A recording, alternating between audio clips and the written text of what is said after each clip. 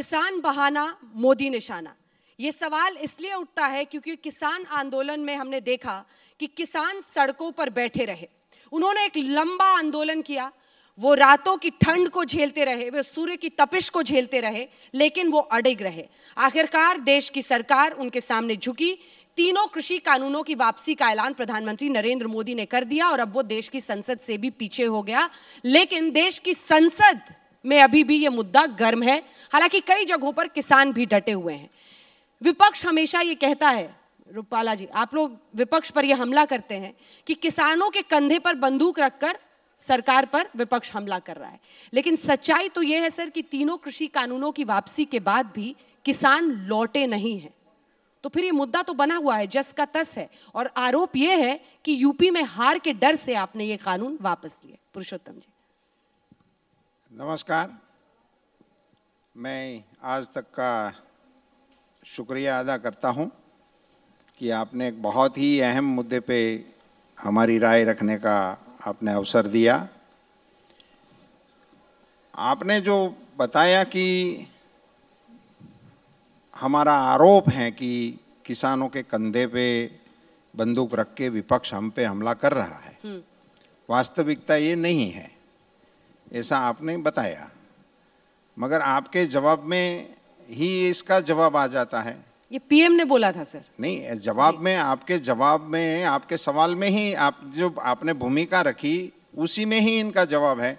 समझो कि किसानों की डिमांड थी कि कानून वापस लिया जाए। कानून के पक्ष में विपक्ष में बात करने का आप अवसर देंगे तो जरूर कहूँगा, मगर मान लीजिए कि किसानों की मांग थी कि आप कानून वापस ले लीजिए।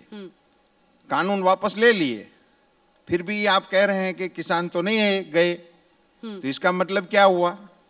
तो डिमांड में क्या था? ये डिमांड सही थी या डिमांड के पीछे कोई था, या डिमांड के बाद भी यही मुद्दे बदल जाते हैं और बात तो वही की वही रही? तो जो आक्षेप था वो आक्षेप नहीं है, वो हकीकत है।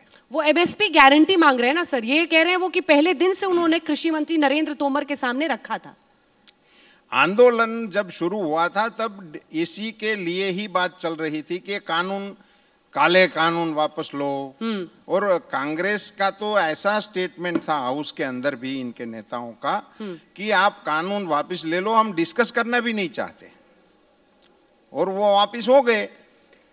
सुरजेवाला जी, क्या किसान बहाना है और मोदी निशाना है? वरना किसानों से तो वो बातचीत कर ही रहे हैं, कम से कम फॉर्मली ना कर रहे हो, लेकिन तीनों कृषि कानून की वापसी हो गई है। अब सियासत इस पर गर्म क्यों है? आदरणीय प्रधानमंत्री जी ने कहा कि वो देश के किसानों को समझा नहीं पाए, और कुछ ऐसा ही हमारे आदरणीय मंत्री जी ने भी कहा। हाँ, समझा नहीं पाए कि सरकार बनते ही 2014 में, मैं भी किसान हूँ, आप भी किसान हैं और आप तो कृषि मंत्री भी हैं, किसान को धान पर दिया जाने वाला बोनस आदेश देकर बंद कर दिया। समझा नहीं पाए कि भूमि का जो उचित मुआवजा कानून था वो अध्यादेश लाकर खत्म कर दिया। समझा नहीं पाए कि सत्ता में आए लागत पर 50% के मुनाफे का वादा करके, और 2015 में आपके मंत्रालय ने शपथ पत्र देकर कहा कि किसान को कभी लागत पर 50% मुनाफा नहीं दिया जा सकता। समझा ये भी नहीं पाए कि जो फसल बीमा योजना है वो प्राइवेट बीमा कंपनी मुनाफा योजना क्यों बन गई। और आप तो गुजरात से आते हैं, आपने खुद ही अपने राज्य में ही प्रधानमंत्री जी की फसल बीमा योजना बंद कर डाली, क्योंकि आपने कहा कि ये किसानों के हक में नहीं है। समझा नहीं पाए कि 3 काले कानून क्यों लेकर आए और किसान को न्यूनतम समर्थन मूल्य क्यों नहीं मिलता। मैं केवल एक बात रूपाला साहब और आपके दर्शकों के समक्ष रखूंगा। मोदी जी ने कहा था कि 2022 तक इनकम दुगनी कर दूंगा। रूपाला साहब और इनके मंत्रालय और सरकार ने एनएसओ की रिपोर्ट जारी की है, उसमें कहा है कि किसान की प्रतिदिन की आय 27 रुपया रह गई। दुगनी तो दूर की बात है, नरेगा की मजदूरी ज्यादा है, किसान की आय कम है, और हर किसान पर 74,000 रुपया का कर चढ़ गया है। तो कैसे समझे किसान ऐसी सरकार की मंशा को जो खुद ये मानती हो कि 58% किसानों को वो एमएसपी नहीं दे रही, वो आंदोलन ना करें, अन्नदाता तो कहां जाए, ये बताइए। दो सवाल है सर आपसे। एक तो ये समझा दीजिए कि इतने दशकों तक कांग्रेस की सरकार रही, एमएसपी गारंटी कानून आप क्यों नहीं लाए? देखिए अभी तक जो भी है, आप कहते हैं कि वो कहते हैं हमने एमएसपी इतना बढ़ा दिया, आप कहते हैं हमने इतना बढ़ाया था। ये लड़ाई नहीं है, किसान कह रहे हैं हमें कानूनी गारंटी चाहिए, वो ना आप दे पाए ना वो देने को तैयार है। आप क्यों नहीं दिए? आपने बड़ा वाजिब, पहले तो सवाल के लिए साधुवाद, और आप अपने तेज तर्रार सवालों के लिए जानी भी जाती हैं। देखिए, अगर किसान को एमएसपी मिल रहा हो तो किसान आंदोलन ही नहीं करता। आप बताइए, 1964-65 में एमएसपी प्रणाली आई, 2014 तक तो कोई किसान दिल्ली नहीं आया एमएसपी मांगने, क्योंकि कांग्रेस की सरकार एमएसपी देती थी। और मैंने आपकी सरकार का आंकड़ा जो आपने दिया है वो बताया कि इन्होंने माना अपनी खुद के रिपोर्ट के अंदर कि 58% किसानों को एमएसपी हम नहीं देते। राकेश टिकैत के पिताजी फिर इतने बड़े किसान नेता कैसे बने सर? वो तो दिल्ली आके बैठे रहते थे, नाक में दम किए रहते थे। बहुत वो यही कहते थे, सही पूछा कि एमएसपी नहीं मिल रहा। ऐसा थोड़ी है कि आज 6% किसानों को मिल रहा है, तब भी नहीं मिलता था। आपने सही कहा। देखिए, यही अंतर था। जब राकेश टिकैत जी के पिता महेंद्र सिंह टिकैत जी आए थे तो देश के प्रधानमंत्री ने उन्हें जहां सेंट्रल विस्टा बन रहा है, उन लाखों किसानों को वहां बिठाया था। कील और नश्तर नहीं बिछाए, उनके ऊपर लाठियां नहीं चलवाई, उन्हें गुंडे, मवाली, उग्रवादी, आतंकवादी नहीं कहा। बाकायदा एक मंत्रिमंडल का समूह बैठा, राजीव गांधी जी ने उनसे बात की, उनकी मांग का निराकरण किया, क्योंकि किसान अन्नदाता है, वो जवान भी देता है और देश का पेट भी पालता है। ये कांग्रेस की सरकार में और आपकी सरकार में अंतर है। यहां 700 किसान मर गए 12 महीने में, और आखिर में जैसा आपने कहा, यूपी और दूसरे चुनाव की हार के आगे एक अहंकारी सरकार को झुकना पड़ा। तो आप लोग फुसला लिए किसानों को उस वक्त, जब एमएसपी गारंटी नहीं दी सर, तो फुसला के ही भेज दिया ना आपने। चलिए लौटूंगी मैं आपके पास, लौटूंगी इस पर। पुरुषोत्तम रूपाला जी, सबसे बड़ा आरोप जो आपकी सरकार पर लगता है वो ये कि कोई भी आंदोलन हो, सबसे पहले उसे डिस्क्रेडिट कर दो कि ये तो सब पाकिस्तानी है, ये तो सब खालिस्तानी है, ये तो सब देश के विरोधी हैं।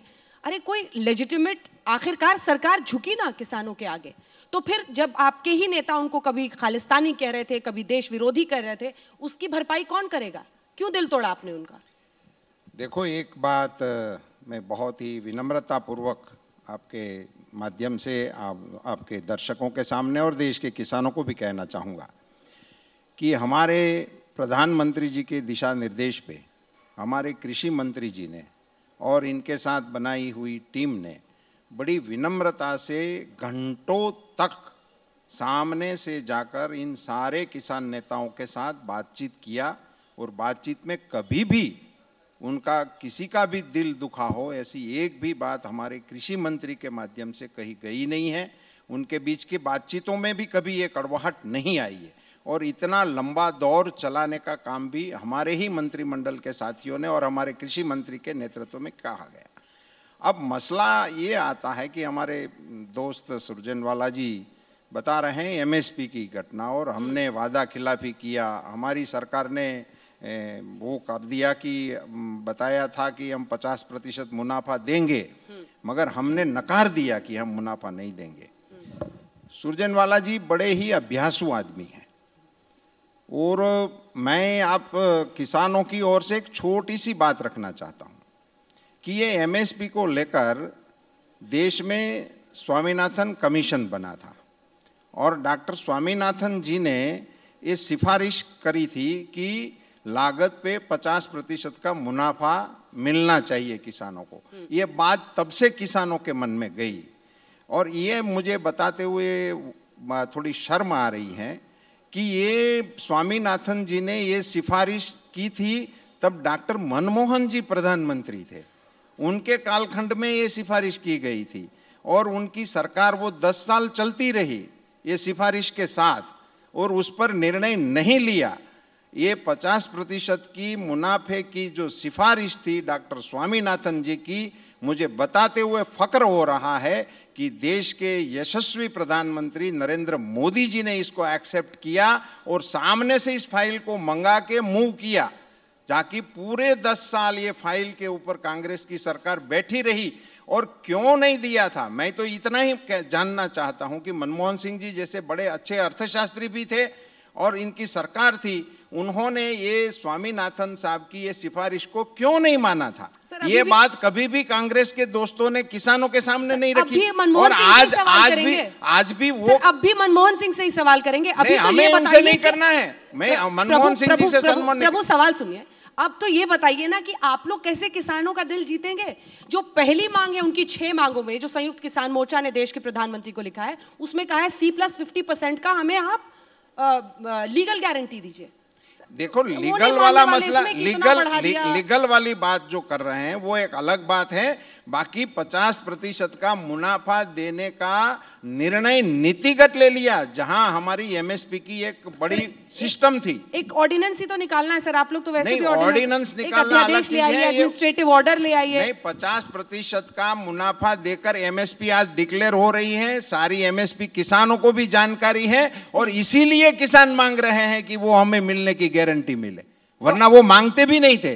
ये जब नीतिगत तय हो गया कि अब एमएसपी का मतलब होता है हमारी लागत पे 50% का मुनाफा, और ये जो देश की वर्तमान सिस्टम थी, पुरानी भी सिस्टम थी कि वो राज्य सरकारों के साथ मिलकर, क्योंकि ये राज्य का विषय है, सो राज्य सरकारों के साथ मिलकर उसकी खरीदी करने के कार्यक्रम भी बड़े पैमाने पे भारत सरकार ने लिए। और मुझे ये भी बताना चाहिए कि जिस भी राज्य सरकार ने किसानों की जिन्स एमएसपी पे खरीदने की जितनी भी दरखास्तें दी, उन सारी दरखास्तों को भारत सरकार ने स्वीकृति दे दी है। लीगल गारंटी कब मिलेगा सर, ये बताइए? वो तो मांग रहे हैं लीगल गारंटी, उससे पहले वो अलग बात है, मगर ये तो फिर तो यही रहा ना। मैं तो उसी पे आप जैसे सवाल जहां से शुरू किया था कि आप कुछ भी कहो, कुछ भी मानो, हम तो खड़े ही हैं, क्योंकि ये जो आपका एजेंडा है ना वो सही है कि निशान, वो बात बहाना किसान का है, निशाना कहीं और पे है।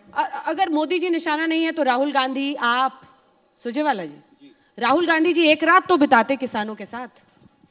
क्रेडिट लेने के लिए पार्लियामेंट में आप लोग हल्ला कर लेंगे, किसानों को यह कि किसानों के सामने सरकार झुकी, लेकिन आप लोग क्यों क्रेडिट ले रहे हैं सर? अपनी पीठ क्यों थपथपा रहे हैं? एक रात तो सर बिताते वहां पर किसानों के साथ, या वो बैठने नहीं दे रहे? सबसे पहले तो आप शायद भूल गए कि किसानों की संसद में 100 सांसद राहुल गांधी लेकर गए थे, और जो किसानों ने कहा हम उससे सहमत थे। शायद आज ना रूपाला साहब को या तो इनके मंत्रालय ने पूरे तथ्य नहीं दिए, या कहीं ना कहीं ब्रीफिंग में कमी रही।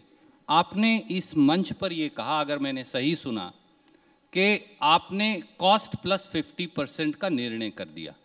सर शायद आप चेक करें, 2015 में आपने, आपके मंत्रालय ने शपथ पत्र दिया है सुप्रीम कोर्ट में, और शपथ पत्र देकर कहा है, आप कहें तो मैं कॉपी भेज दूंगा, आप ही के शायद दस्तखत होंगे, उसमें कहा है कि कॉस्ट प्लस 50% किसान को कभी नहीं दिया जा सकता, इससे मार्केट डिस्टॉर्ट हो जाएगी। Let me quote your affidavit sir.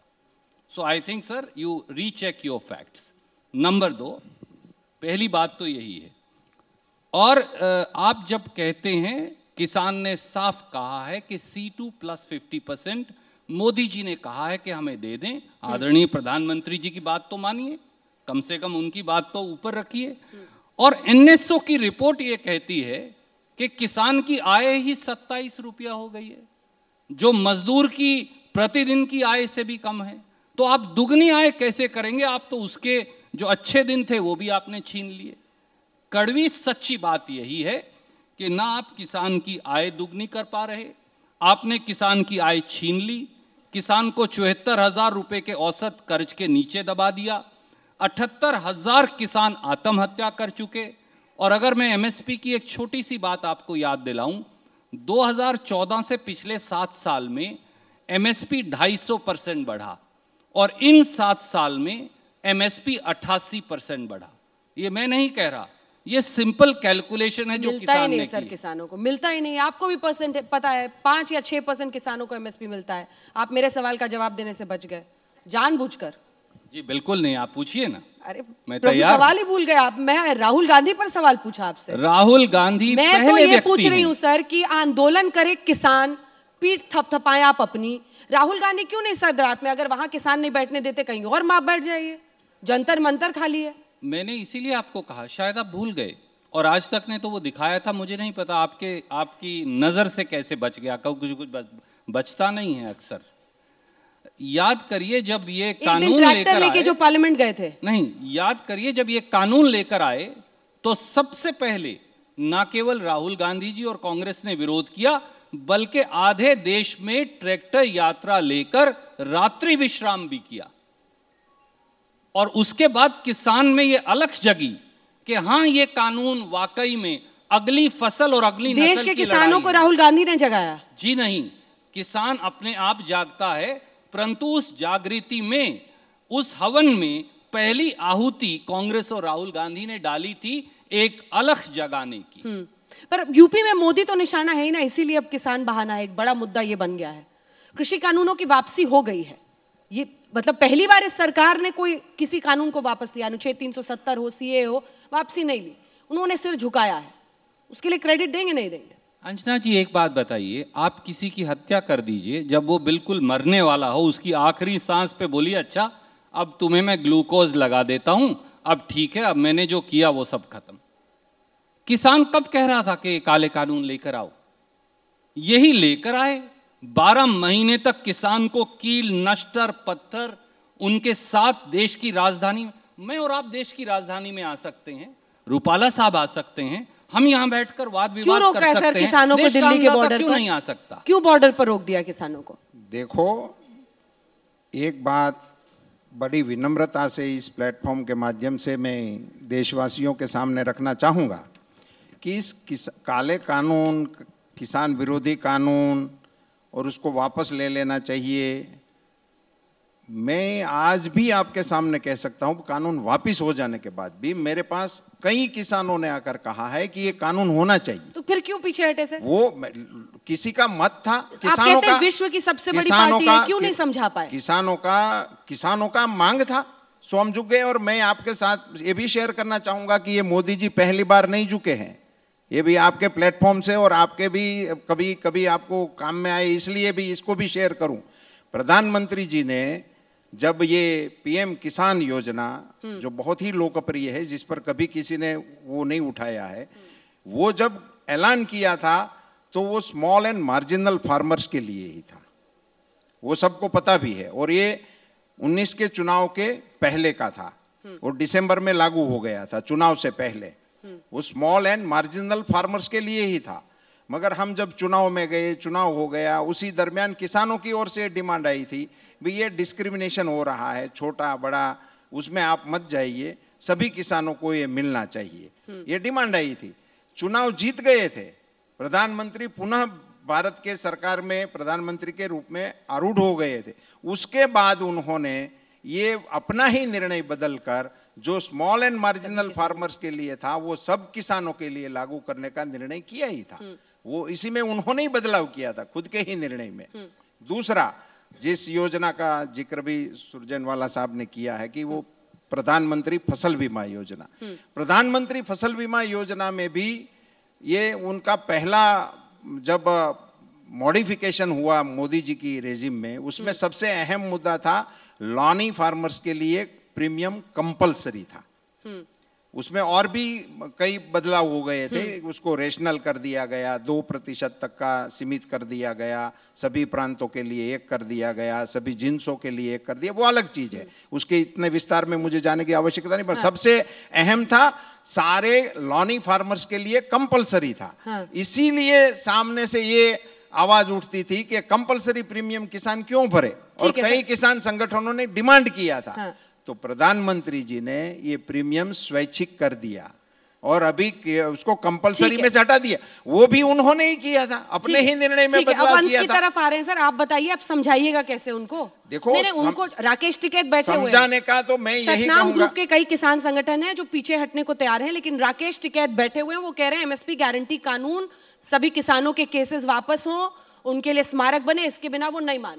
नहीं, वो अलग चीज है। हमारे संबंधित मंत्रियों के द्वारा इनके साथ कहाँ बातचीत का कोई न्योता ही नहीं चाहता। वो रोज कहते हैं बातचीत का। बातचीत के लिए तो सदैव मन हमारा सरकार का भी खुला है, हम आगे बढ़ेंगे। मन खुलने से क्या होता है? किसी को तो फोन करके न्योता देना होगा ना। हाँ, नहीं, न्योता भी देंगे, इसमें कोई आपत्ति नहीं, वो हो जाएगा। इतने ठंड में बैठे हो जाता है, समय समय का इतने ठंड में बैठे हैं हम लोग तो देखिए यहाँ कोसी अंदर बैठे हुए हैं। ऐसे इस मंच से मैं घोषणा इस तारीख की नहीं कर सकता हूँ, इतना ही। मगर ये बात जरूर अवश्य बातचीत होना चाहिए और सारे मसले बातचीत से ही हल होना चाहिए। एमएसपी पर कितना आगे जाने को तैयार हैं आप लोग? लीगल गारंटी एमएसपी भारत सरकार ने तय किया हुआ है, नरेंद्र मोदी जी ने निर्णय लिया हुआ है। देश के किसानों के लिए जो स्वामीनाथन जी ने दिया था उस सिफारिश को मंजूर किया है और वो भारत सरकार की ओर से आज भी मिल रहा है। राज्य सरकारों की ओर से एमएसपी पे खरीद करने की जितनी भी डिमांड आई थी वो सारी मंजूर कर दी है, आज भी आएगी तो मंजूर कर देंगे। वो मसला राज्य सरकार के साथ बैठ के हल हो सकता है। बैठे हैं सुरजेवाला जी, आप लोग यूं ही हंगामा मचा रहे हैं। और राकेश टिकैत से क्या रिश्ता कहलाता है आपका? ये लोग बार बार आरोप लगाते हैं कि राकेश टिकैत के साथ कुछ आप लोग मैनेज कर रहे हैं। जी, हमारा राकेश टिकैत जी से रिश्ता है ना। क्या? बिल्कुल सही कहा। और आज मैं आपके चैनल पर खुलासा करूंगा, जमीन का रिश्ता है, पसीने का रिश्ता है, मिट्टी का रिश्ता है, मेहनत का रिश्ता है, भाईचारे का रिश्ता है। कौन पसीना गांव के पड़ोस का? कांग्रेस पार्टी में कौन पसीना और मिट्टी काम कर रहा है? देखिए, हो सकता है कि दिल्ली के 5 तारा होटल में वो नजर ना आए। और आदरणीय रूपाला साहब ने इतनी लंबी बात हमें बीमा योजना के बारे में कही, क्या एक लाइन का एक सवाल? जरूर। सर, वो इतनी अच्छी है तो आप गुजरात और मध्य प्रदेश में लागू क्यों नहीं करते? देखो, यही आपने वहां से क्यों विड्रॉ कर दिया? इसका जवाब इतना ही है कि भारत सरकार योजनाएं देश के लिए मुकर्रर करती हैं और राज्य सरकारें इसके लिए स्वतंत्र हैं। जहां आपकी सरकार है वही वहां भी चली है। और मैं ये आपके माध्यम से बताना चाहूंगा कि जैसे ये प्रीमियम वो स्वैच्छिक कर दिया गया तो 6 करोड़ किसान एवरेज इसके साथ जुड़ते थे। इस साल का भी फिगर हमारे सामने आ गया है, वो भी 5 करोड़ 98 लाख किसान स्वैच्छिक से भी इस योजना के साथ जुड़े हुए हैं और जुड़ गए हैं। और प्रधानमंत्री फसल बीमा योजना के माध्यम से देश के किसानों को 1 लाख करोड़ रुपए का मुआवजा उनके अकाउंट में मिल गया। आप तो खुद गुजरात के हैं जी, पीएम के बहुत करीबी माने जाते हैं। आपको पता था तीनों कृषि कानून वापस हो रहे हैं? वापस हो रहे हैं। पीएम ने सुबह 9 बजे जब ऐलान किया, आप लोगों को पता था कुछ? देखो, पता हमें था। पता था? हाँ, हमें पता था। सोच लीजिए। नहीं, मैं बता रहा हूँ, आपके मंच से बता रहा तो मुझे पता था। पता था आपको? जी।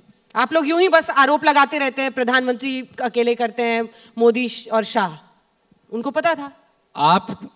आपने जब सवाल पूछा और आपके कैमरे ने दिखाया कि एक टाइम लैग आ गया, टाइम लैग आता है ना कैमरे का, तो टाइम लैग था बहुत सारा, तिल का ताड़ बना बड़ी हिचकिचाहट थी, कहूं ना कहूं, और आखिर में नहीं, वो बहुत सम्मानीय है, मेरे तो बुजुर्ग हैं और अगर वो कह रहे हैं पता है तो जरूर पता होगा। बड़ा फैसला है, उस पर सोचा उन्होंने बोलने से पहले। लगे 15 सेकंड ये बताने में कि उन्हें पता था। खैर, मैं केवल एक बात कहूंगा सर, राकेश टिकैत वाले सवाल पे फिर से आते हैं। वो मिट्टी, पसीना, धूप, वो सब तो हो गया, बारिश, रिश्ता क्या कहलाता है राकेश टिकैत और कांग्रेस पार्टी का? जमीन और मिट्टी का रिश्ता जो देश के हर किसान और मजदूर का एक दूसरे से है, वो हमारा है। आप बात कर रहे हैं इतना पैसा दे दिया, 25,000 रुपया प्रति हेक्टेयर पहली बार किसी सरकार ने किसान की जेब से निकाल लिया। 3 रुपया 56 पैसे डीजल पर सर एक्साइज टैक्स था, आपने कम कर दिया, उसके बाद भी 38 और 40 रुपया है आज भी। क्यों? आपने मेरी खाद पर 5% जीएसटी क्यों लगाया? कीटनाशक दवाई पर 18% जीएसटी क्यों लगाया? ट्रैक्टर और खेती के उपकरणों पर 12% जीएसटी क्यों लगाया? ट्रैक्टर का टायर खरीदने जाऊं तो 18% जीएसटी क्यों लगाया? आप जो किसान की जेब से पैसा निकाल रहे हैं हर रोज, वो 25,000 रुपया हेक्टेयर आता है और आप कह रहे हैं मैंने 6,000 रुपया दिया इसलिए अब ताली बजाओ। 25,000 रुपया दो, 6,000 रुपया लो और ताली बजाओ। ये अजीब संयोग है। संयोग है या प्रयोग है? बच गई जहां बजनी थी। किसान कैसे उठेंगे? चुनाव के पहले उठा लीजिएगा। ये नहीं, छोटा सा जवाब, लास्ट सवाल है, किसानों को उठा पाइएगा चुनाव के पहले? उसी के लिए किया ना सब। देखो, किसानों को अपनी मांग रखने का अधिकार था। किसानों ने उसके लिए लड़ाई लड़ने का निर्णय किया। हम इसके साथ सहमत थे नहीं थे वो अलग बात थी, मगर उसी का सम्मान भी होना चाहिए। इसको देखते हुए प्रधानमंत्री जी ने किसान के कानून वापस लेने का निर्णय लिया है। अब हम किसानों को विनती कर सकते हैं कि भैया आप अपनी मांगों को छोड़कर अपने अपने खेत पे जाइए, अपने परिवार के साथ रहिए, और भी जो आपकी मांगे हैं वो सरकार के साथ बैठकर उसका भी निराकरण लाने की कोशिश करें। ठीक है, विनती से आगे बढ़कर बातचीत करनी होगी। बहुत बहुत धन्यवाद आप दोनों का हमारे साथ आज तक एजेंडा के मंच पर आकर किसानों के मुद्दे पर बातचीत करने के लिए।